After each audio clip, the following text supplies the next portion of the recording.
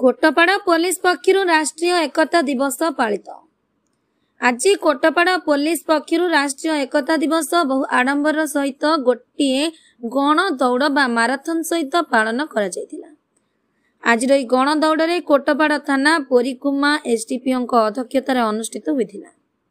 विशेषकर कोटपाड़ा आईआईसी परमानंद सुनानी सहित समस्त पुलिस बाहिनी एनएससी अध्यक्ष एम शंकर राव, विधायक प्रतिनिधि सुरेन महांती, अतिरिक्त तहसीलदार परशुराम भद्रा, ईओ कमलेश महांत, समस्त अधिकारी, समस्त बुद्धिजीवी, समस्त दलीय कर्मी सहित भारत मीडिया एसोसिएशन संघर समस्त मीडिया बंधु माने उपस्थित थिले।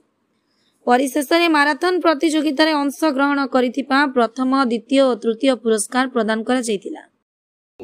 देवराज पत्र केलिया शैव मंदिर उन्नयन और परिचालन कमिटर संपादक रही।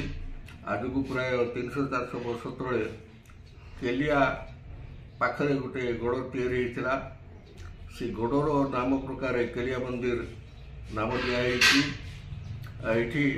प्रतिवर्ष शिवरात्र, कार्तिक पूर्णमी आउ बोलबम समय छत्तीसगढ़, बलांगीर, कलाहांडी अभियुक्त कोरापुट जिलार बहुत भक्तों समागम हुए। से दिन मानक निःशुल्क भोग दि जाए। संपादक पदरे मु 1984 मसीह सह संपादक एवं पर संपादक दायित्व रही। ये सबू काम आमर कमिटी केटेर सभ्य आउ स्वेच्छासेवी माने सुरुखुर करती और काम प्रशंसनीय। कोटपाड़ारू विजय कुमार मिश्र रिपोर्ट, प्रयाग खबर।